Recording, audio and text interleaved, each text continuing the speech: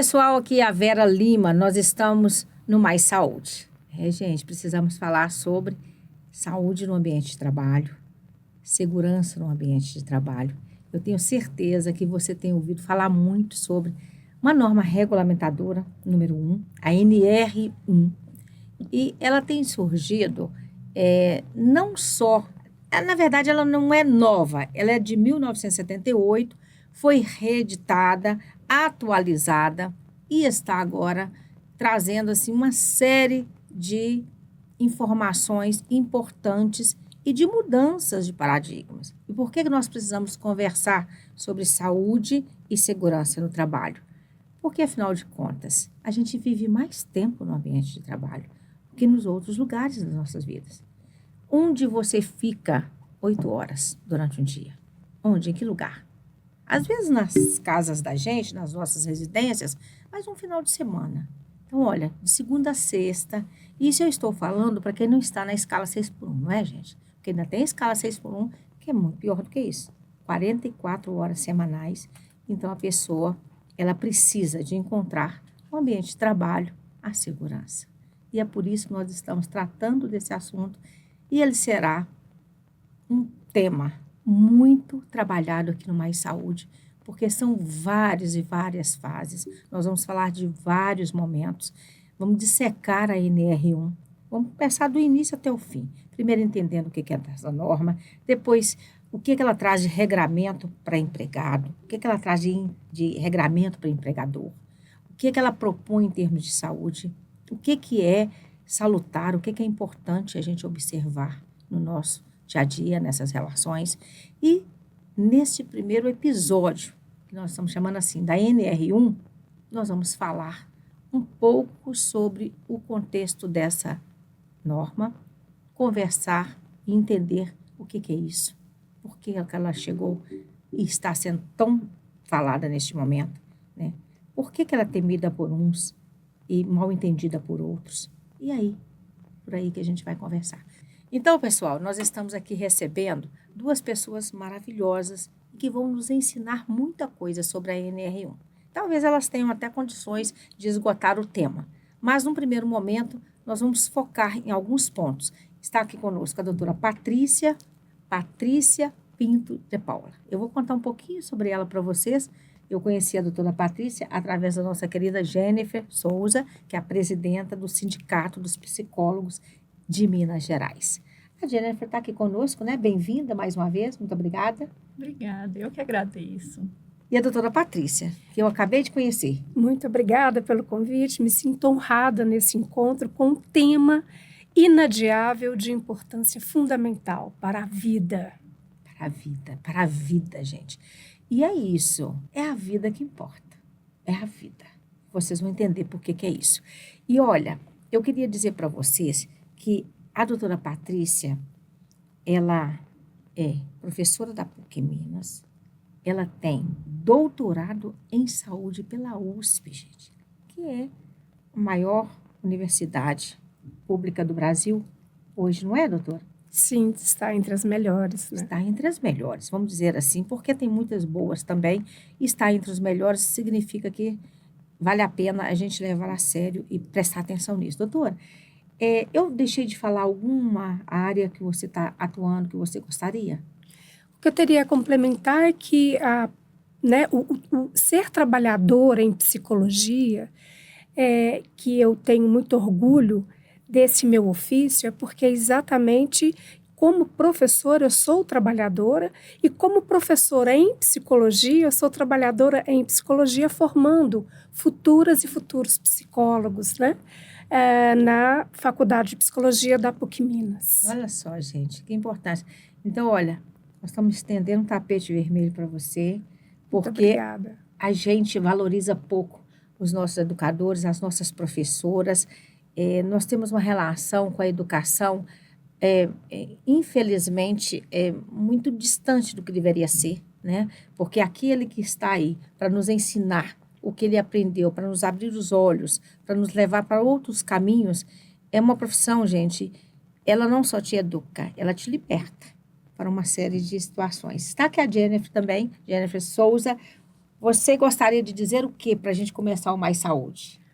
Eu estou muito feliz, Vera, de estar aqui novamente e trazendo uma trabalhadora, né, em psicologia com a gente. Estou encantada com ela. Nós estamos, né, nessa demanda sobre o que nós vamos falar hoje, né? Psicologia organizacional do trabalho, saúde da trabalhadora e do trabalhador de Minas Gerais, aí incluir esse debate sobre os riscos psicossociais, né? Foram os nossos trabalhadores e trabalhadoras da PUC, Minas, que trouxe essa demanda inicialmente para o nosso sindicato, para que a gente pudesse, né, começar a dialogar sobre isso. Então, é um prazer, né, a gente fazer esse diálogo e estar aqui com você e com a Patrícia, né, a nossa doutora Patrícia, aqui dialogando sobre saúde da nossa trabalhadora. Em 2024, a NR1 ela foi atualizada e aí ela trouxe esse ponto, né, do adoecimento psicossocial, do adoecimento mental, né, no ambiente de trabalho, que a Jennifer pontuou aqui, né, de uma forma bem legal. Mas eu queria saber de você, a NR1, essa norma regulamentadora, que bicho é esse? Ótima questão. Quer dizer, a NR significa todo um processo em saúde da trabalhadora e do trabalhador no Brasil. Então, lá nos idos 1970, publica-se as primeiras NRs, que elas vêm como uma diretriz para que todas as organizações, público, privado, organização do terceiro setor, portanto, estou falando de empresas, estou falando de instituições que prestam serviços públicos e também do terceiro setor, que é a economia solidária, as cooperativas, as organizações sociais, as organizações não governamentais. Qualquer que seja, portanto, né, essa natureza jurídico-contábil da organização, ela tem de seguir regras para prevenir riscos físicos, riscos mecânicos, riscos químicos, biológicos. Se a gente pensa no trabalho desenvolvido em mineradoras, a fuligem, né? E estamos em Minas Gerais, os riscos biológicos na área da saúde, na área da educação, numa sala bem fechadinha, bem quentinha, mas alguma criança, algum adolescente, algum adulto resfriado. Então, todo e qualquer trabalho, Vera, ele tem um componente misto e complexo de riscos. Na medida em que os anos foram passando, as décadas, e a tecnologia foi desenvolvendo, novos riscos foram aparecendo. Então, os riscos psicossociais é uma norma que vai atualizar, reconhecendo o ambiente de trabalho e as relações de trabalho. Porque estamos num momento histórico da vida humana, nesse maravilhoso Brasil, nessa maravilhosa Minas Gerais e em Belo Horizonte, como em todo e qualquer lugar do mundo, estamos num momento em que a hiperconectividade pelo computador, pelo celular, faz com que as informações circulem de forma muito acelerada. Mas não só as informações, as cobranças também. Sim. E, como humanos, nós temos tanto capacidade de adaptabilidade, de adaptação às novas exigências de novos conhecimentos, novas habilidades e até responder às novas demandas, às novas metas, os novos cronogramas, mas nós também, como humanos, temos limites. Sim. E essa tecnologia, ela adentra o nosso ambiente de trabalho, inclusive também o nosso ambiente de lazer, de descanso. Com isso, a gente não para. E esse não parar faz com que, em determinadas situações de trabalho, essas exigências se configurem como riscos invisíveis, mas não menos danosos. Como, por exemplo, rotatividade de jornada de trabalho, a questão sobre a escala de horário de trabalho, a alocação, o direcionamento de tarefas num processo integrado, qualquer que seja esse trabalho. Então, nós estamos, felizmente, com uma tecnologia que nos hiperconecta a qualquer tempo e horário, e a qualquer espaço e localidade, mas, infelizmente, essa mesma tecnologia, ela traz muita tensão nas cobranças, nas relações de trabalho, entre colegas e na hierarquia e clientes. Porque quando a gente liga pedindo um fast food, que seja, a gente acha que esperar 5 minutos é muito, né? E aí o motociclista, o menino da bike... Aí é só a gente sair do local, do lugar que a gente está numa empresa e ir para o local que a gente está de ser o demandante. Mas, professora, como é que nós estamos diante disso aí no dia a dia? Quem está preparado para viver isso? Me conta.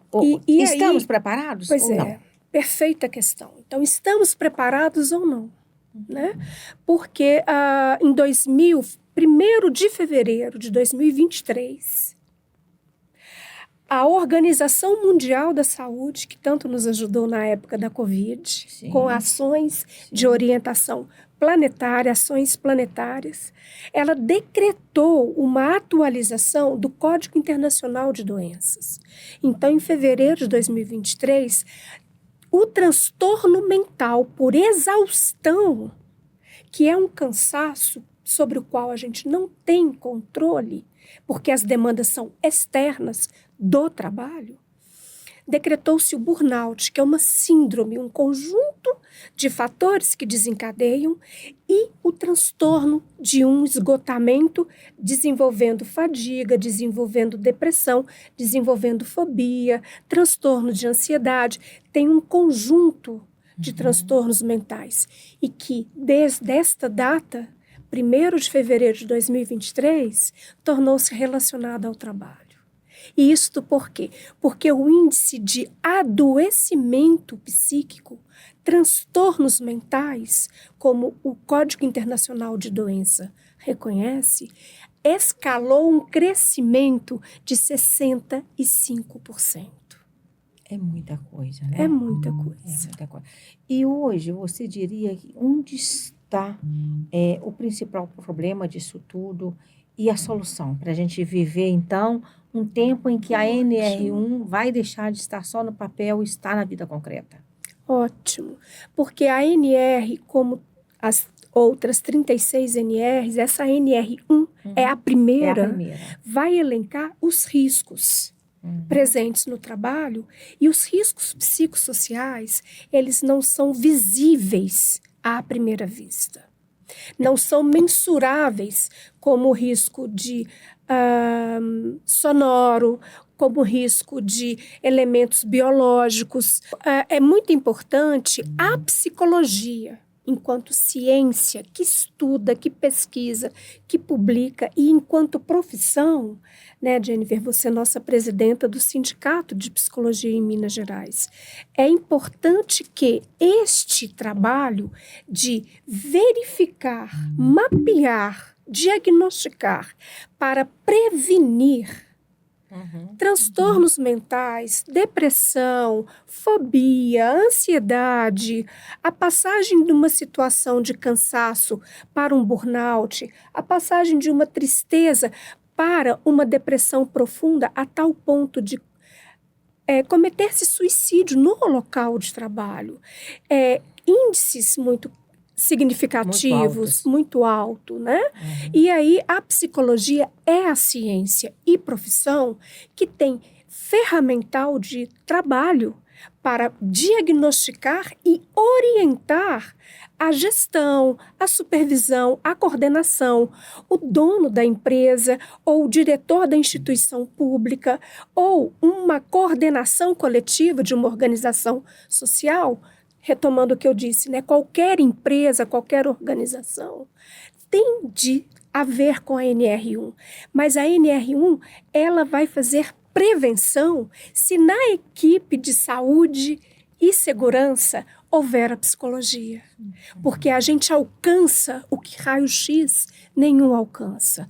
A psicologia consegue diagnosticar o que nem a nanotecnologia de uma ressonância magnética consegue alcançar.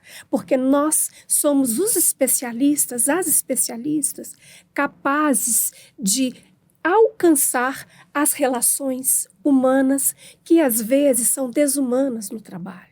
Sim. Ô, Jennifer, e aí o papel do sindicato, que a gente sabe, todo mundo cobra do sindicato que ele faça ali a gestão, né, salarial, que faça negociação para as melhores condições no trabalho. Mas eu vejo até que nesse aspecto aqui da NR1, vocês vão ter que fazer um pouco mais, né?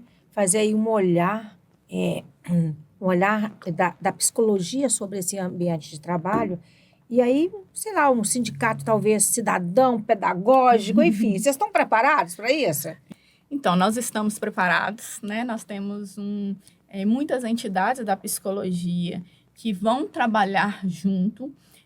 O papel do sindicato, Vera, eu acredito que é muito importante, né? Porque nós também vamos trabalhar aí junto com todas as organizações de saúde, vamos trabalhar junto com a Superintendência de Trabalho, Ministério do Trabalho, né? Nessa talvez inserção da psicologia nessas equipes.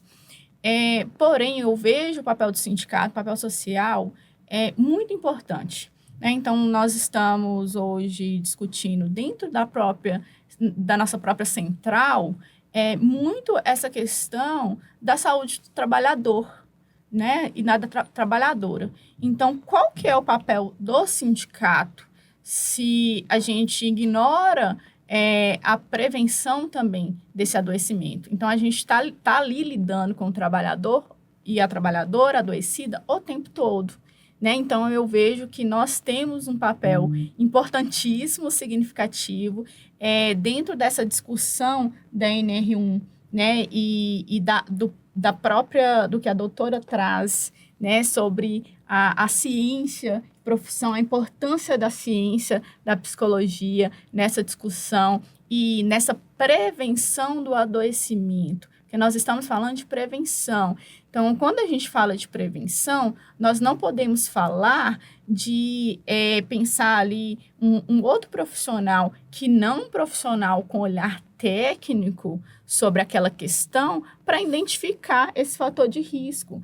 Então, é o profissional de psicologia, né? E aí nós vamos entrar com as outras entidades que vão, né? Porque a própria doutora traz um olhar que é científico, que é próximo ao sindicato, precisa, né? Ela é trabalhadora também, mas que é um olhar um pouco fora, né? Do que talvez fosse o papel do nosso sindicato. Porém, nós estamos o tempo todo com esse trabalhador e essa trabalhadora adoecido. Né?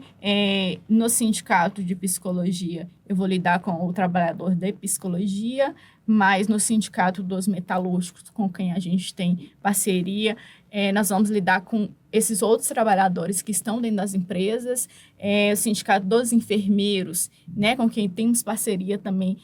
Estamos falando de uma área aí que tem elevados índices, infelizmente, até mesmo de suicídio. Sim. Né? E depois da pandemia a gente vê um adoecimento cada vez maior. Então, eu acho que o sindicato ele tem um papel fundamental, sabe, nessa discussão. Sim. E nesse reconhecimento desse profissional compondo essas equipes. Gente, nós estamos chegando no finalzinho do nosso podcast, do Mais Saúde, falando aí sobre a NR1, contando um pouquinho do que é essa norma, quais são os impactos dela no ambiente de trabalho e falando principalmente aí do risco psicossocial na saúde, na segurança do trabalhador e da trabalhadora. Lembrando que os desafios são muitos. Vem um tempo aí de muita persistência, de muito trabalho, de muito entendimento, de muita cooperação, porque não é fácil. Não é fácil para as empresas, não é fácil para os empregadores, não é fácil para as entidades sindicais, porque a gente sabe que são muitos desafios. A Jennifer acabou de falar para a gente aqui que vai precisar, então, de estar todo mundo junto, de mãos dadas, para a gente entender o que é isso, né?